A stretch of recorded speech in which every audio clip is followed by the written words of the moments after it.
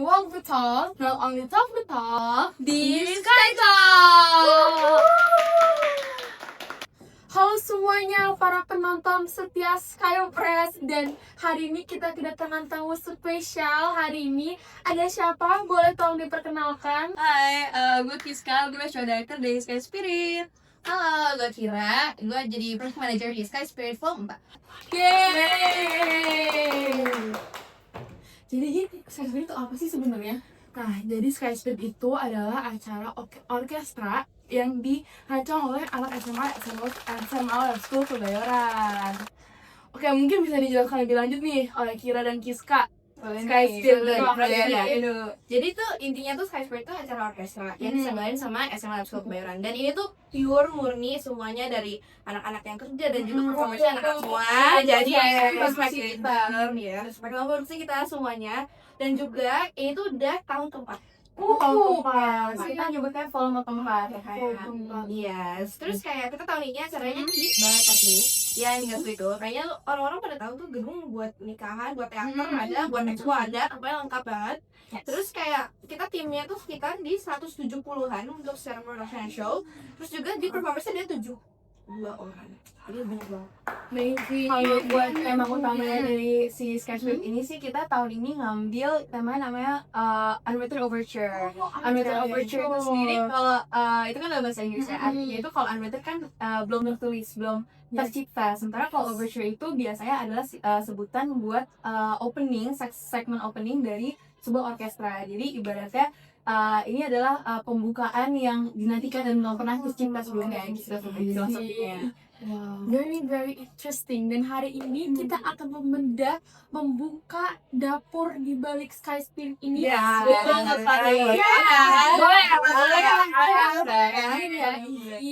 tapi kalau boleh tahu, tahun lalu tuh yang berarti yang Sky Spirit Volume 3 kan juga panit atau gimana? Kalau gue dulu iya, gue jadi panit. Kebetulan emang udah dari tahun lalu. I think gue jadi minat banget, jadi suka banget sama Sky Spirit itu di situ. Karena gue dari tahun lalu udah di show management, tapi beda dulu gue jadi floor director. Oh, oke. Kalau Kira Nah, gimana? beda sama dia, gue tuh ikut tahun lalu.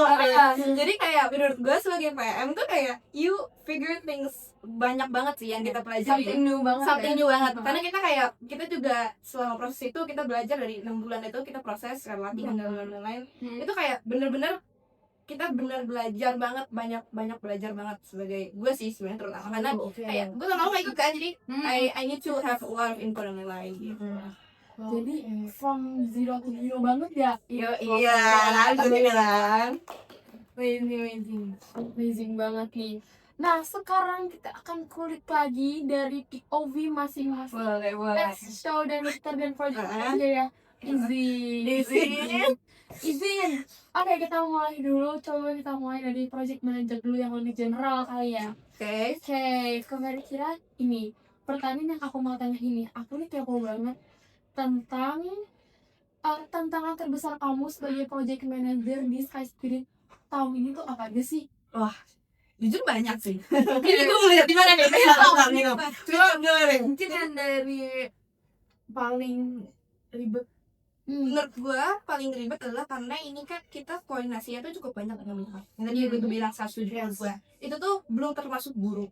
Dan mereka tuh sangat bantu kita, dan kayak kita tuh harus tektokan, terus kayak kita info, dan misalnya mereka dulu yang dapat info kita, jadi kayak you have to make the communication clear segala macam. Dan juga kita dibantu sama tante-tante MT, jadi tuh kayak perwakilan anggota orang tua murid gitu. Ya, panitia anggota orang tua murid lah ya. Iya. Itu biasanya dari PMG. Oh, nice. Nah, insight baru sih. Iya. Itu yang susahnya karena gini, kayak misalnya nih buru-buru harus manage A, kita harus manage B, manage C gitu. Jadi kita harus rata, semuanya harus aman, siapa yang ngerjain siapa harus jelas segala macam. Nah, untuk PM sendiri karena juga ngebawain kira-kira sekitar 50-80 orang ya. Itu banyak sih. Jadi kayak kita harus A lot to manage sih pasti. kita harus kayak tahu kan kita punya project officer jadi kayak misalnya kita punya cohort, ada project officer baru atasnya. Nah, itu harus kita pegang langsung. Itu menurut gue yang lesson yang paling gue pelajarin adalah harus banget dari awal kita harus tahu per PO ini ngerjain apa. Terus kita harus pegang kayak ini tagihan segala macam dan lain-lain ya. You have to know all those. Wow, jadi kayak harus tahu job desk per orang, Yes. sidangnya detailnya tuh gimana. Nah itu harus ini juga ya, koordinasinya harus jalan banget ya. Bener, karena 6 bulan kan, itu gede tuh, siapa duluan yang mana gitu dan lain-lain. Oke. 6 bulan ya, gue biasanya kayak sampai 7 bulan ya. Kayak November ya. Kita tuh kapan sih direkrutnya? Di Kayaknya tuh seleksinya? like almost 7 dan 7.5, berarti kan awal-awalnya tuh kita kayak belum banyak panik gitu loh, kayak Iya, dari internal segala macam. Tapi kayak pertama kali kita ada seleksi buat BOD itu November ya? September, Oktober kita survei venue. Oh my god, demi banget. Jadi Jadi, udah deh, iya. lama banget. Jadi kita itu mulai seleksi audisinya tuh September 2005.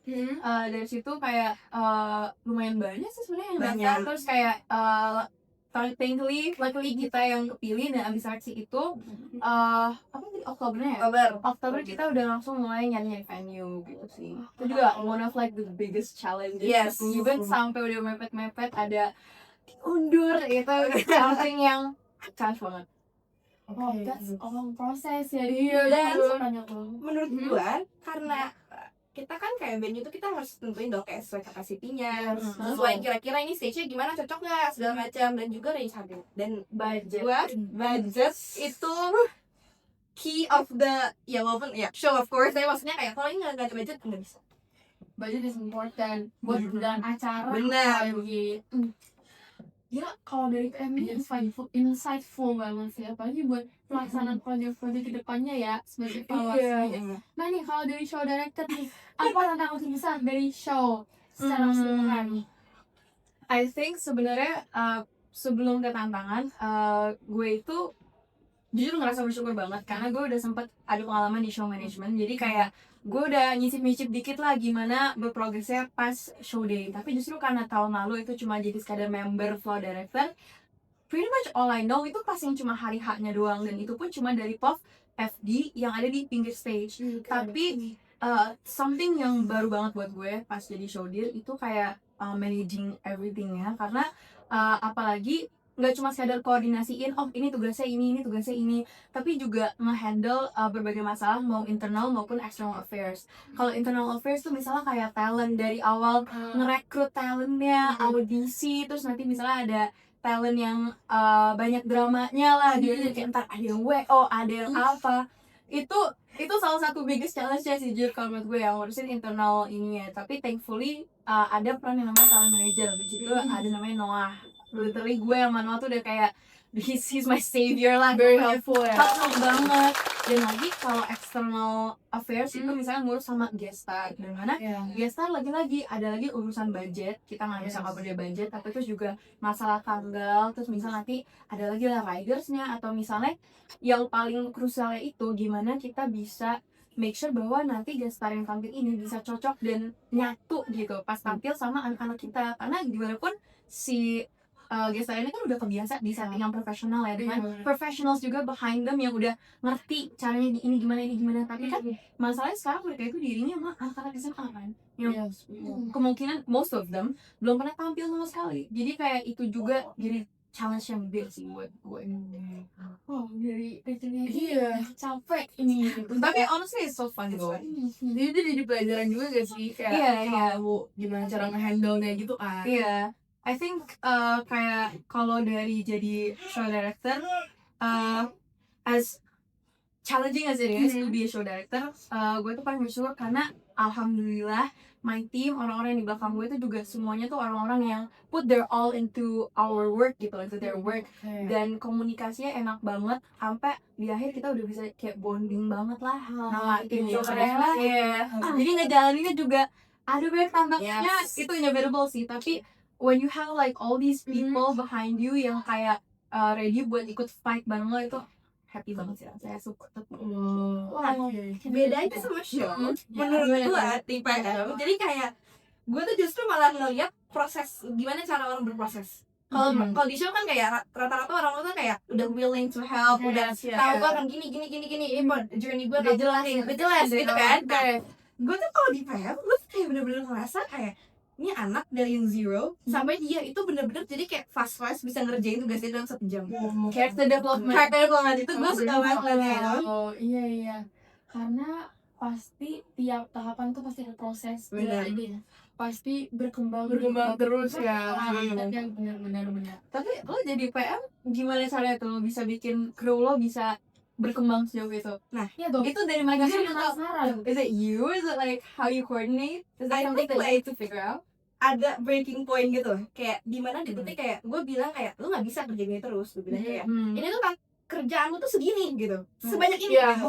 Kalau misalnya lu nunda satu, semuanya akan makin mepet, gue bilang gitu. Jadi kayak I think you just have to talk to the person. Lu harus ngerti nih orang yang lu hadapin itu kayak gimana. Misalnya nih, gue misalnya sama anak desain nih, anak desain itu harus dikasih tahu misalnya dia nggak bisa ditelepon nih on person, dia biasanya BWA-nya aktif gitu, dan dia harus bisa ditelepon segala macam gitu. Itu yang paling gue lihat. Tapi ada juga orang-orang misalnya yang lebih bekerja lebih baiknya kalau misalnya kita ketemu diskusi gitu, kayaknya gini. Jadi kayak I think we share some insights juga di antara kita.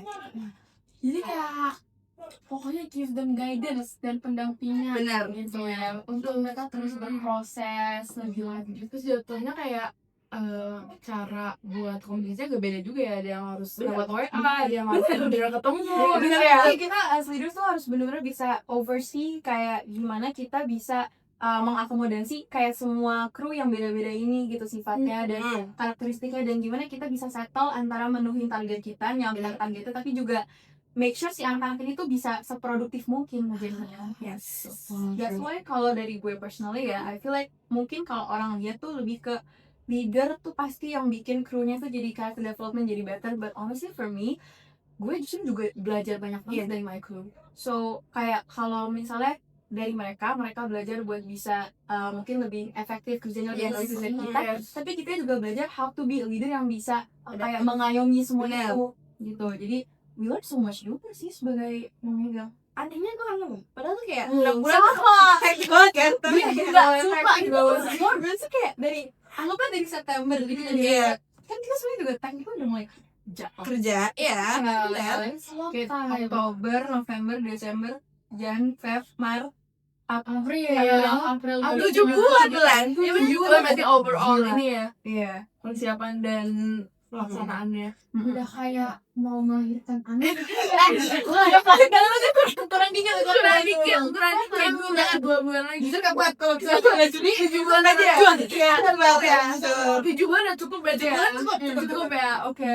Walaupun itu very very hectic dan kedengeran juga berat banget, tapi kalian kangen sama Sky Spirit. Gak, walaupun kayak pas di progress itu aduh crash out. Yes. Udah mau kelar. Tapi kayak justru pas udah kelar malah jujur kangen. I feel like justru kalau gue personally ya sama dia tuh yang jadi breaking point buat Showmat sih personally itu justru pas waktu itu kita ngadepin keputusan kita harus mundur. Itu benar breaking point, turning point ya, mundur tanggal karena satu dengan hal lain. Terus bukan aja sih waktu itu kita tuh masalah di budget. Dan itu jadi salah satu juga jujur kayak breaking point for both me and Kira, karena kita dari yang awalnya nih, dari awal perekrutan kita udah develop all these plans, venue udah ada urusan vendor, udah ada urusan budget, udah ada urusan apa segala, semua itu di cancel karena kita harus mundur tanggal gitu, dan kita harus kayak ibaratnya ngulang lagi dari nol, everything, nyari vendor lagi dari awal dengan waktu yang terbatas. Kita tuh jadi diundur berapa ya? 4 months was it for langsung Februari. 2 bulan ya? April. Itu masih pas itu aku pernah. Tapi kita diputusinnya Januari.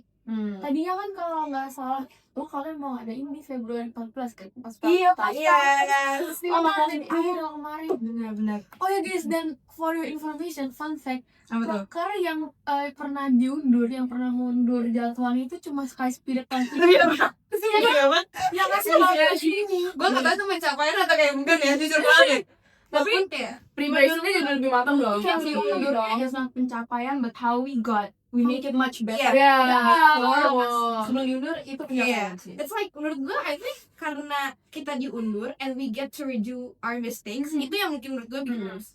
Hot take gue sih justru gue gak nyesel sama sekali sih diundur, walaupun itu sempat pas diundur tuh gue berasa kepukul, terutama sebagai show itu dari anak-anak kecewa yang gue rasain sama kecewa dari my crew itu gede banget. Apalagi kayak kita sebenarnya juga udah ada beberapa plan dengan venue yang ada, itu kan terkait juga misalnya kayak ukuran stage itu udah kita mau ada props ini, kita mau ada treatments ini, semuanya harus di kayak scrap off gitu loh, karena kita ya udah abis ini kita berserah aja gimana dapetnya dari tim produksi juga bisa dapat venue yang paling sesuai sama kita gitu. Di situ tuh show waktu itu kena banget, tapi kayak dari situ justru baru we learn bahwa karena kita ngadepin tantangan ini justru kita makin harus stick together through this gitu loh. Dan itu gue rasa yang bikin Shoma tuh jadi sebonding itu. Kita sekarang udah kayak jujur udah kayak friend group gitu yang masih rame gitu. Gue sayang banget sama Shoma jujur. Mana lagi broker yang habis broker malah jadi ada friend Makanya di selain Sky Spirit is mantap Sky Spirit.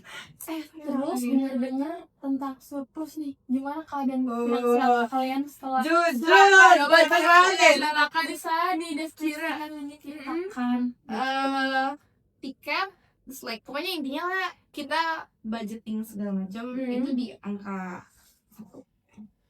Ini boleh overall ya. Ini nggak apa itu jadi sebenarnya kalau misalnya nggak bisa tiktok itu lah bisa lah. Iya nggak apa suara dia iya.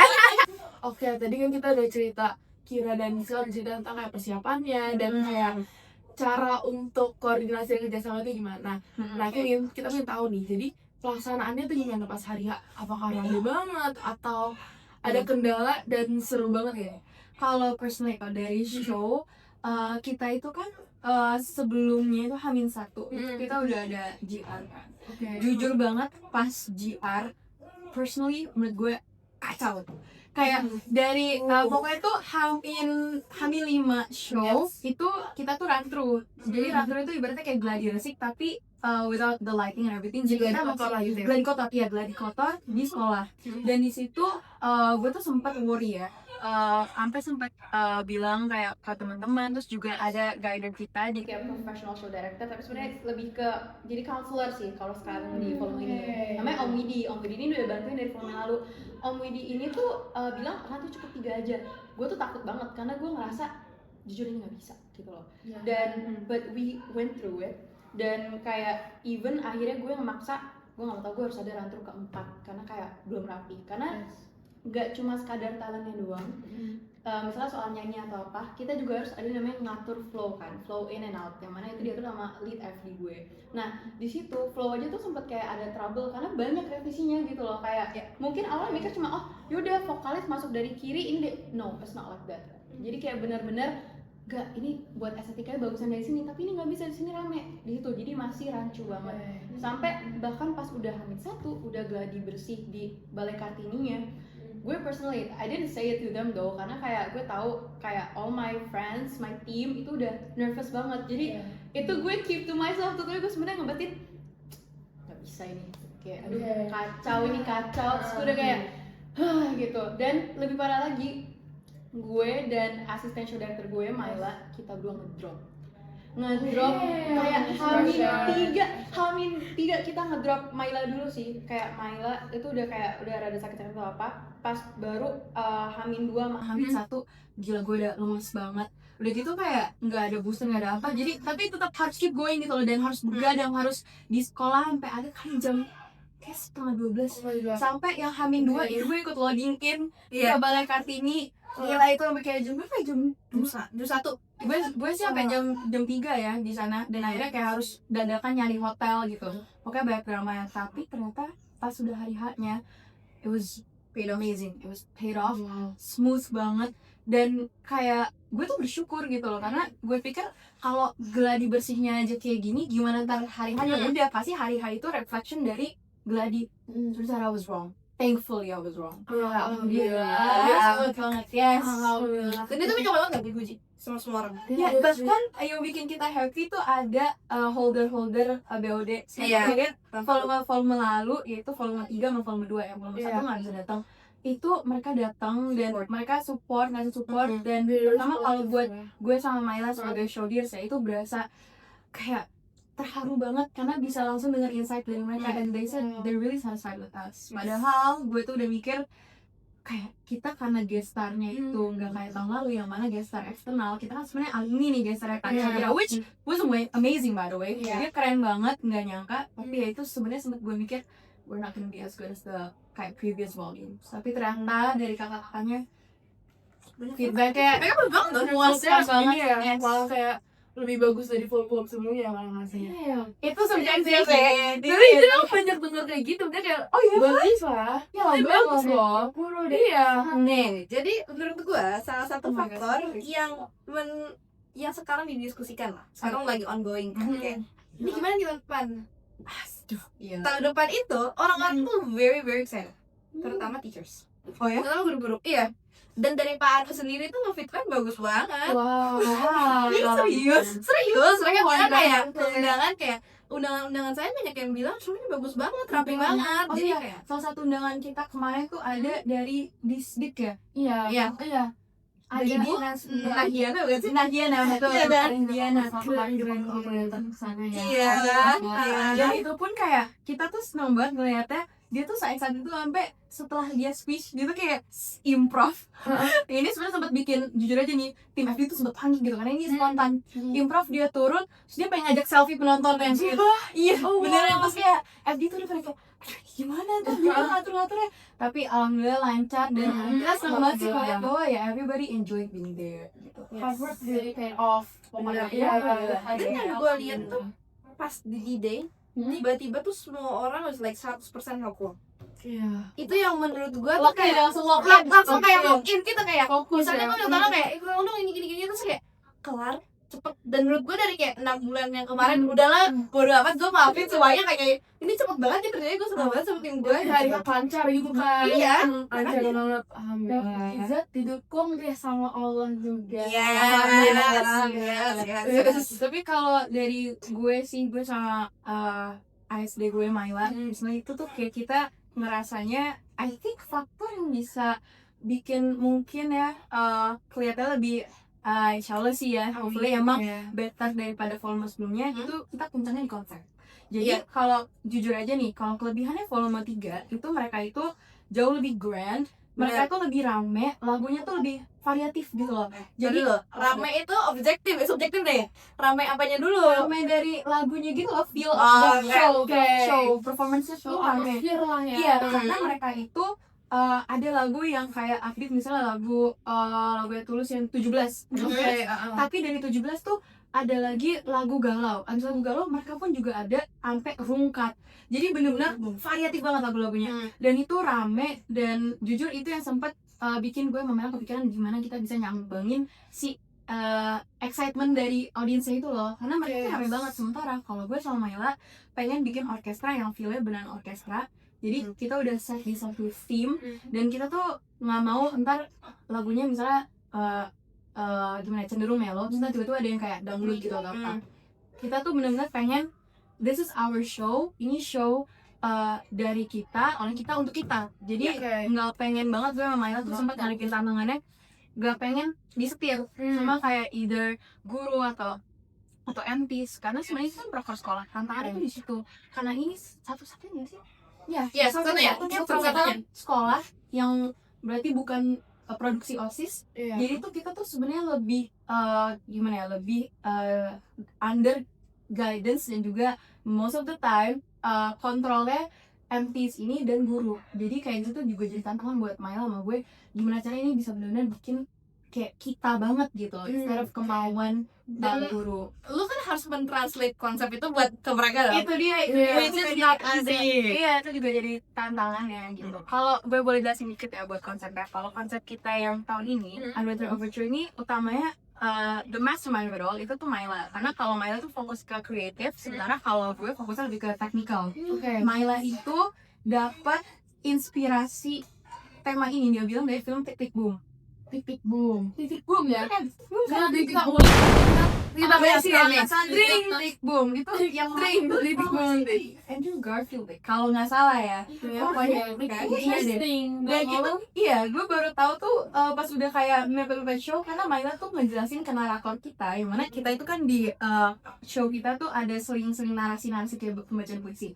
Maila tuh bikin ngejelasin ke naratornya, kalian harus bisa embody si konduktor yang sedang resah dan mencari jati diri ini, yang inspirasinya adalah dengan nonton Titik Boom. Jadi kalau konsep kita itu adalah utamanya, tema besarnya is about finding jati diri lo. Oke. Nah, finding jati diri lo itu ada prosesnya kan, dan biasanya emang besar keterkaitannya dengan usia. Walaupun kita fokusnya nih banyak orang yang sempat salah paham, oh jadi kalian itu tentang perjalanan hidup ya, dari masih bayi sampai anak kecil, remaja. No, lebih ke the emotional journey of it gitu loh. Kayak dari misalnya kita itu dari kecil, atau mungkin ada beberapa orang yang misalnya sampai SMA kali ya, masih udah sampai young adult, itu ngerasa we live in this like bubble yang masih dijagain sama orang tua kita masih everything is like paved for us. Itu kayak masih kita masih naif, kita masih ngerasa oh baik-baik aja gitu. Kalau misalnya ada masalah biasanya dihandle sama orang tua. Tapi entah as you grow up, lo bakal mulai meet the real world, dimana yaudah you're alone, you're on your own feet, lo harus bisa nemuin jalan lo sendiri di tengah semua orang yang semuanya juga sibuk berlomba-lomba nemuin jalan mereka gitu. Dan dalam proses itu it's not easy, dan itu yang pengen kita jadiin tim, tapi kita jadiin simbol untuk itu adalah konduktor yang mau bikin aransemen lagu. Jadi bikin aransemen lagu ini ibarat nemuin jati diri dia gitu loh.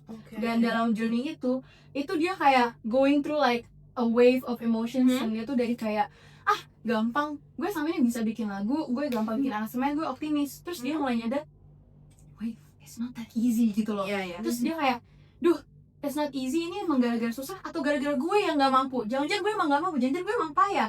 Terus kayak dari situ dia bangkit dan dia bisa, oh ya udah, you know what, karya gue adalah karya gue, doesn't have to be perfect, tapi ya this is a journey for me gitu. Makanya dari itu yang coba kita cerminin dari baik narasi kita dan lagu-lagu kita, dan gue rasa itu sih yang jadi selling point kita. Karena jadinya lebih ke konsep lah ibaratnya the whole show gitu. Menarik banget sih. Bener-bener kayak temanya ditentukan dengan jelas, dipikirin dan banget, benar-benar sangat dibikin banget lah itu ya. Gue liat tuh kayak pengen kasih storytelling lah ibaratnya di audience gitu. Oke deh. Oke. Berarti tadi udah denger banget ya dari Kiska dan Kira semua tentang Sky Spirit. Mungkin terakhir ada harapan nih buat Sky Spirit tahun depan, dulu selanjutnya. Pesan buat suksesor Coba Kira. ya. I think ini program sangat berpotensial. Tapi ini harus dibelah. Maksudnya kayak karena kita journey-nya 6 bulan, gue pengen tuh kayak journey-nya lebih teratur. Sebenarnya itu pun jurnalnya seharusnya nggak 6 bulan juga sih. Iya. Supposed to be like di Februari. Iya. Tapi Tapi kayaknya menurut gue karena kita 6 bulan tuh membantu banget untuk proses dan lain-lain. jadi malah jadi lebih matang sih. Iya. Iya kan? Makanya. Iya. Nah, sih. dan gue tuh pengennya nanti misalnya kayak penerus kita itu punya guidance. Kita misalnya dari bulan apa nggak dia apa. Jadi dia tuh punya full konsep. Kalaupun misalnya dia seperti gue yang misalnya tahun lalu nggak ikut produksi ya. buat produksi, karena nggak semua orang misalnya ikuti volume sebelumnya. Jadi kita harus punya mapping out yang baik. Itu menurut gue. Bener Dan sih. untungnya kita sangat didukung banget sama MTMT. Terima kasih. Terus juga guru-guru itu mereka kayak have to know lah siapa yang ngerjain siapa. Itu yang menurut gue kalau misalnya kita bisa nentuin itu tahun depan bisa sukses. Sudah bagus. Amin. Itu perlu dicatat sih. Untuk calon-calon penerus bisa dengarkan nih saran-sarannya. Karena lagi tahun depan kita jadi steering committee-nya. Iya. Mau yang guidance seleksi lagi di BOD of like the next. Buat panitia-panitia Jadi berarti kayak bisa hasil lagi dong. of course kita kan nanti ada. Nah, itu tuh menurut gue yang bukan jadi problem ya, tapi kayak menjadi tantangan or like we have to sort of ngakalin gimana caranya kita bisa tetap ngasih guidance ke mereka, tapi kita juga harus fokus buat personal. iya, makanya kayak kita sekarang kayak pengennya nyiapin dulu buat mereka nih sekarang. Jujur tantangan begini dia karena dia IPS, gue IPS IPA. Gue sebagai IPS sih dia insya Allah ya, mungkin nanti Agi tetap harus lebih lock in, tapi kayak lebih less hectic lah.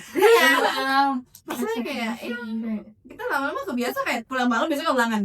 Pasti lu juga ngalamin lagi gitu ya. Iya, itu ngalangin sih. Jujur itu kayak harapan itu pasti ada IPA atau IPS sama aja menurut gue. Tapi terutama preparation show tuh gila, nggak kayak itu kali itu. Ya gue personally emang gue nggak ada bimbel sih, tapi kayak banyak banget kru gue itu mereka harus ngorbanin segala bimbelnya itu. Terus ntar kayak baru nyampe rumah jam 10 besoknya udah harus siap buat berulang lagi. Iya. Iya, jadi emang Main lagi gadget.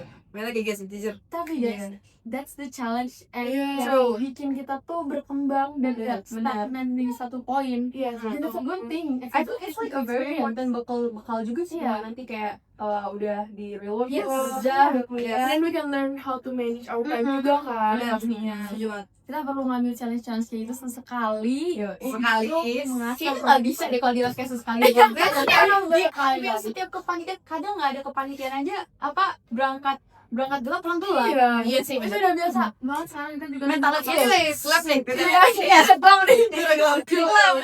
Iya nih. Kalau Lu gimana? gue silakan.